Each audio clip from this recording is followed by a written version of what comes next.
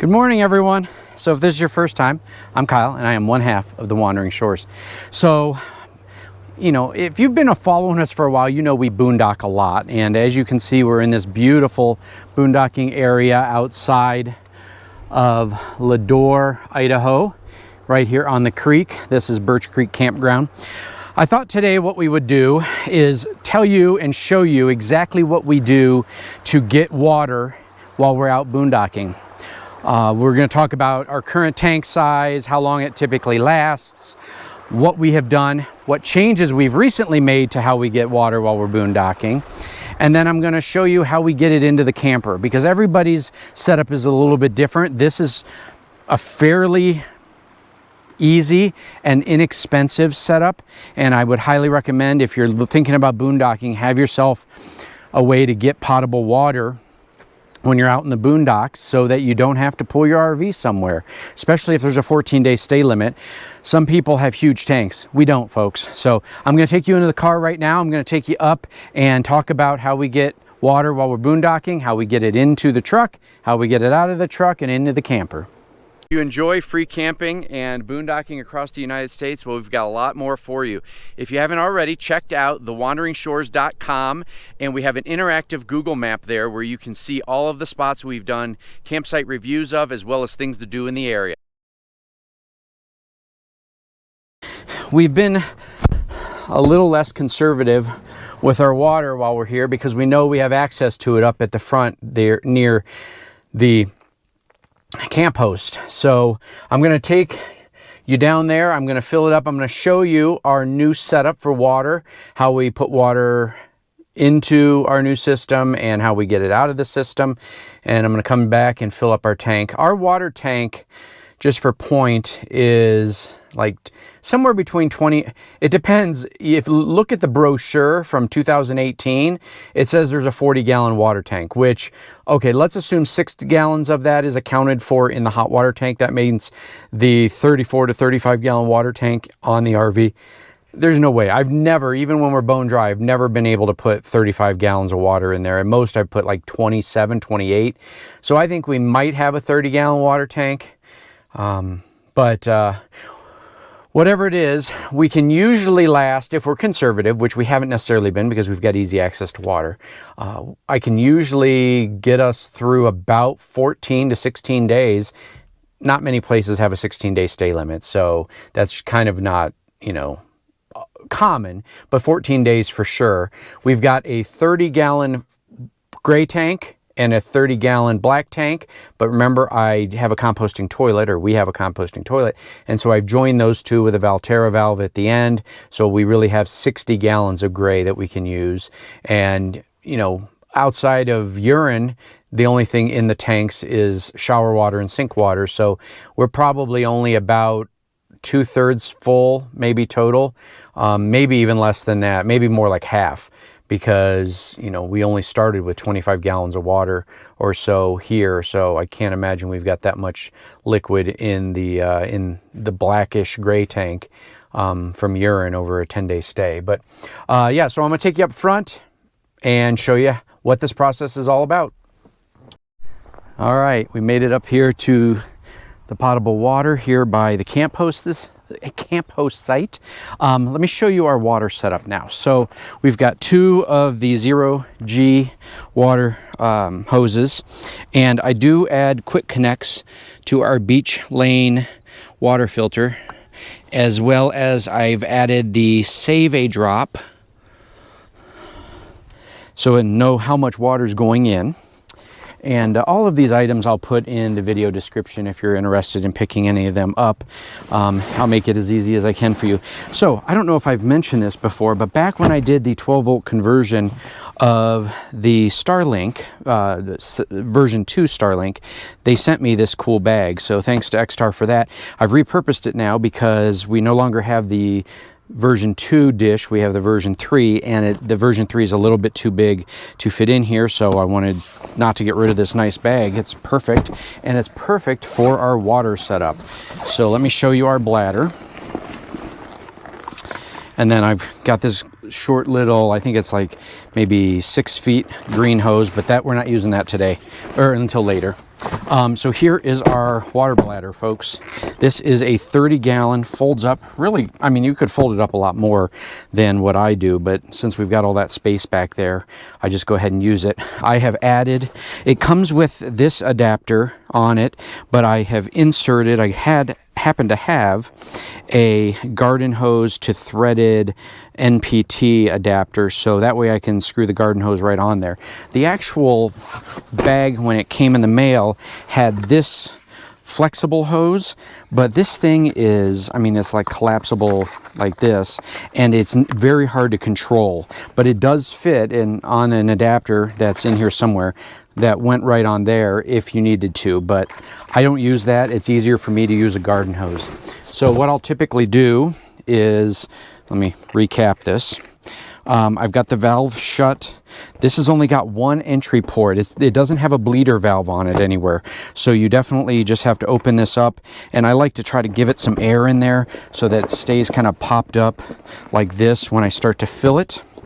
And then I'll just lay it here so that this doesn't hit the door when I close, because once it fills up with water, it's got some pressure in it. So I usually set it right about there. The other thing I've added recently, I've added a quick connect adapter here. And then I've gotten, this is actually a garden sprayer, like for watering plants, but I cut off the end because it used to have like a flower that would, you know, shoot out water in different formats. I've went ahead and added that on here so that way I can control the water right at the handle. This also has come in handy because for you guys to know, I popped the brace on our water tank, and it was because I was putting too much water into the tank and not enough air was being able to escape. So this also is a perfect size for a gravity fill, and I just set it in there, and then I can control the water flow to make it go a little bit slower right from my hand and turn it on and off when needed. So this has been a huge addition. So I'm going to go ahead and fill up the bladder here. I'm going to measure this. We're only going to probably put about 15 gallons in here. They say this is 30 gallons, folks. I've put as many as 20 in there and it was really full. I can't imagine getting another 10 in there. So I'd say this is probably somewhere between, even though it's marketed as 30 gallons, the problem is once it starts filling up with water, it's hard because water wants to come back out this. So you got to keep an eye on that. So I'd say this is more of a probably 20 to 25 gallon water bladder. They do have bigger ones, but this one's perfect for us because we've only got a 25 gallon, 20 to 30 gallon water tank. So I'm gonna go ahead and fill this up and I'll show you what it looks like then, and then I'll take you back to the camper and kind of go through that process. Okay, folks, so as you can see, I got that filled up. Let's see, we are at 16.8 gallons. There's still room in there. The other thing, sorry, let me re-angle that. The other thing I wanted to mention is with the type of port that's on here, you can't screw a hose on there. Number one, air couldn't escape, which would create another issue. So you really can't just, I mean, the garden hose is just about the same size as that. So you're better off getting something like this to use in this situation because it allows air to escape while you're filling it up and obviously allows it to control it. But yeah, this bladder was like 50 bucks. I've seen those green, a lot of our friends have those green ones that fold up, and they're like a vinyl material or a fabric material, and those are like $200 or $300. So forget that. For 50 bucks, you know, this is a much better option for us. And while it doesn't necessarily fold up quite as small, you're also saving yourself, you know, 75%. So I'm going to go ahead, I'm going to fill up our drinking water jug while I'm here, and then I'm going to head back to the camper and show you how we get this stuff from the tank into the RV. Back at the campsite. Stream's still flowing great, guys. So let me show you what we do now. If you've been here before, you knew that we used to carry around 4 of these 5-gallon buckets. We have screw-on lids, or right now on this only is the only one left, but it screws right on, makes it a little bit easier. Sorry, I almost fell over. So now what we're doing is we use this submersible sump pump, which is fantastic for a lot of reasons. Number one, if you're ever at like a creek or something, you need to get water and you can filter it or whatever to put in your RV, you can do it with a submersible pump. which makes that doubly handy. But what we're going to do, as you can imagine here, we're going to go ahead and drain the water into this 5-gallon bucket using this little 6-foot hose. We can control the flow right there if we need to. And then we are going to put this in the bucket like that. And then it is connected through the same system we used to get it in, and it goes right into the side of the RV. And you know, a lot of YouTubers, you know, we do not a lot. We do a product review maybe once every month or so, and then you never know what happens. Well, folks, we keep using them. You know, we're not going to recommend things that we're not going to use. So we do still use the All Powers power station. It's worked fantastic for us. We used it almost 2 straight months every day when we were gate guarding in Texas. And look what's in the back seat. The Bouge RV refrigerator freezer. We used that. We took it with us when we headed over to Craters of the Moon National Monument the other day. We had a nice cold lunches and drinks when we got back to the car. But yeah, so we're still using the products that we recommend. So, you know, if you're interested in any of those, I'll put the link in the video description, or maybe in one of those little cards up in the corner here.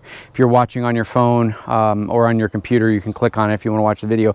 But let me get this flowing, get it plugged in, and we'll be pumping water in. One thing when you're using the process, you got to remember to take the little valve cover off so that air can get in there. It's not required at the very beginning because there's enough water pressure in there to push it out here. But as you can see, the bucket is filling. Once it gets, you know, fairly full, 3/4 or whatever, I'll go ahead and plug this in, get this working.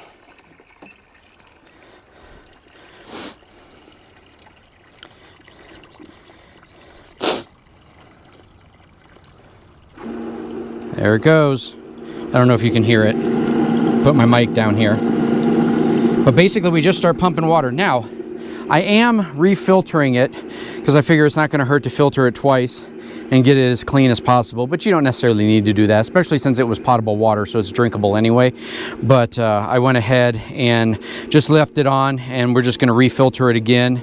I am going to slow down the flow a little bit because you got to really figure out where the sweet spot is, where it doesn't go too fast out of the tank, out of the bladder, but also the pump can keep up. And so once you find that sweet spot, you basically go in and have yourself a ice cold Diet Mountain Dew or beer, whatever your preference is, and this thing will just drain continuously until you're all done. Much better than taking 4 different buckets, having to, first of all, heavy, pull them out of there, put them on the ground, or pump the water out of each of them. It's just, this is a much easier system. I will say one thing about this bladder. Try to use the water as quickly as you can. If you leave it in there for a while, and a while I say 5-6 days, it smells a little bit plasticky. I don't know if that will go away after using it several times. We've only used it like 3 or 4 times so far.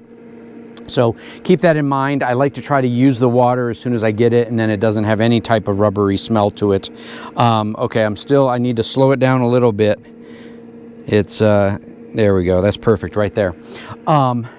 So, yeah, but that's our water setup, folks. We're all pumped out, folks. So, as we wrap this up, I just want to kind of explain one other thing that we do. It's important to get that thing dry. So what I'll do is I'll open the valve down here, as well as this cap here. I've got any suction cup will do. What I'll try to do is I'll go ahead and I'll just suction cup this to the RV or to the truck like that, and then just hang dry it so that it's heating up with water and it's draining, and before you know it, with the heat and the gravity, that thing's all dried out. So hopefully this information was helpful. We love to boondock, and if you do too, feel free to check out our website, thewanderingshores.com. We've got a free interactive map with all of our boondocking site reviews, and if you have any questions, feel free to reach out, thewanderingshores2020@gmail.com. We also have a newsletter that we send out every Sunday. So hopefully this was helpful, and we'll see you next week, folks.